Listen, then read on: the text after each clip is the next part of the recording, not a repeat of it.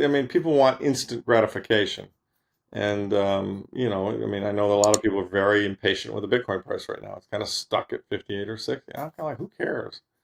I mean, this reminds me of, I don't know, it was back in 2019, it was kind of stuck between 5 and 10,000. At some point here within the next year, this thing's going to break through that 70 and not look back. And we're going to go, 120, 150, and wherever. Welcome back to the channel. In today's clip, we're going to be checking out Larry Lepard's. He's telling you guys what to do and how much you should be investing in Bitcoin. He's also going to be going over the end of the fiat dollar, hyperbitcoinization, Bitcoin versus gold, and some risks that are being posed to Bitcoin that could potentially stop the progress. So make sure to watch this one to the end. A lot of useful information. Like and subscribe. It helps push this video out to more people so they can learn about Bitcoin. So let's go ahead and play the clip and see what Larry has to say here. If you're 30 and you can, you know that you've got a long runway in front of you and a lot of earning power and so forth, yeah, if this thing goes up and down a bit, who cares, right? But if you're 60 or 70 and you put all your money into something and it has a, 60% drawdown, well, that's kind of bad. I mean, and so, I mean, I think older people are right to be somewhat cautious, but that doesn't mean they hold zero. And obviously, I'm glad you talked your father into it because, it is the best performing financial asset. It's going to, in my opinion, it's going to continue to be the best performing financial asset. And so, it's if you can live through the roller coaster, which, as we all know, kind of never lasts more than 4 years, then you're fine. But if you're on your deathbed and you might need the money, your heirs might need the money in a year or two, well, you probably shouldn't have all your money in Bitcoin. You got to have a. So it's just a matter of, I mean, it's not a 0 or a 1. I mean, when I'm talking to my older clients, I'm like, look, I'm not asking you to put all your money into Bitcoin. I'm just saying that having 0 Bitcoin is insane because it's got more asymmetry than anything else in the world right now by a large measure.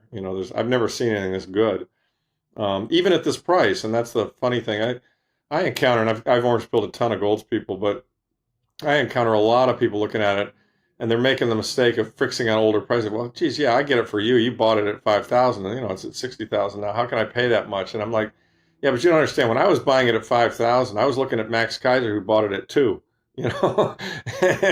And you kind of just have to get comfortable with the fact that what Saylor said is correct. It is going up forever, Laura. And so, I mean, if you bought it at 60 and it goes to 600 and then it goes to 6 million, both of which I think will occur now over multiple years, you're going to be really glad you bought it at 60. So, but you've got to have patience. Right? Those of us who are in it, know it, have studied it, etc., say that. The only Bitcoiners the only thing I think is a warning to people, and the only time I've seen people get hurt in this, and I think it's incumbent upon all the Bitcoin cheerleaders, and I'm one of them, you're one of them, we all are, we believe in it, is to fully explain to a buyer what they're buying and what it can do. Because the only time I've ever seen anybody get hurt at is when they got all excited about it, they FOMO'd into it right at a peak or near a peak. Then it had a big drop. They concluded they were wrong and they blew it out at the bottom, and that's, I mean, they did part of it right. They bought some, but they didn't do the other part right. They didn't dollar cost average down. They instead let the price convince them that they were in some way wrong, and they sold, whereas if they just hung on, as we all know, everybody who's been in it for 4 years is ahead, of their cost basis. And I think that pattern will continue. But, for an older person who's got risk, aversion, it should be an aggressive part of their portfolio that, if it goes down 60%, it's not going to change their lifestyle or scare them, and so I don't know what that means, but I mean, if you're 70 or 80, maybe it's 10% or 20% of your portfolio. But, I think the trend is quite clear. And, how long does it take until hyperbitcoinization or, the dollar and the fiat currencies totally fail? Yeah, my guess is they might have another 10 years of can kicking in them, but we're getting closer, a lot closer. And if you use the fourth turning model, and these things typically last 20 to 30 years long, and you consider that, the kickoff of this fourth turning was '08. I mean, I think that was a big wake-up call, right? I mean, that's when I really woke up to the fact that, oh my God, these guys are out of control. They're going to print money forever to keep this thing going. 20 years from that would be 2028. 30 years would be 2038. So I feel like there'll be some resolution to this issue in the next 10 years, pretty certainly, probably less. And as the issue comes to get resolved, what'll happen is we'll have enormous inflation, a lot of money printing. They won't be able to stop, and the way a currency fails or quote unquote hyperinflates is when everyone loses confidence in it. And we're starting to see that. I mean, there are two very good clues of that. One is a record high gold price we just achieved in U.S. dollars. It's over $2,500. I'm sure in Australian dollars it's a record as well. And then the Bitcoin price is not at a record, but it's awfully close. I mean, record was in the low 70s. We're pretty close to that in the 60s. So maybe we're a tad below it. And I've also observed historically that when these things move, gold tends to smell things first and move first because it's more broadly distributed, and I think more geopolitically sensitive to problems coming. And so, my sense, if the pattern holds from the last few times this happened, my sense is that, in the next, 3 to 6 months, Bitcoin's going to move. It's going to move really hard and faster than gold. I mean, I think Bitcoin's a superior investment to gold if you can handle the volatility. But sometimes it lags it a little bit. And I think just we don't know what the other side will do in terms of the things they could pull out to try to throw sand in our eyes. I mean, they could do a 6102, which would be to confiscate it if they really felt threatened. I think a lot of us wouldn't comply, but that's a different topic. I think that Saylor said one of his concerns. He told me one of his concerns and risks is that just the core developers go rogue, but I don't think there's a likelihood of that, a big likelihood of it. And I think that the way the process of approval of changes gets done, that it's unlikely that the thing will drift in the wrong direction or that we'll have another fork war or another, I should say another block size war. So I think that's one of the risks. It's, I guess it would just be governments get responsible, and I just don't see any evidence of that. That's probably the biggest risk. I mean, in investing, anything can happen. Absolutely anything can happen. And I think we have to be prepared for, them trying to somehow change the rules and say they're getting responsible and then maybe throwing a lot of, roadblocks in front of us. I mean, either taxing it heavily or, just making it more difficult. I mean, we saw what they did with Operation Choke Point.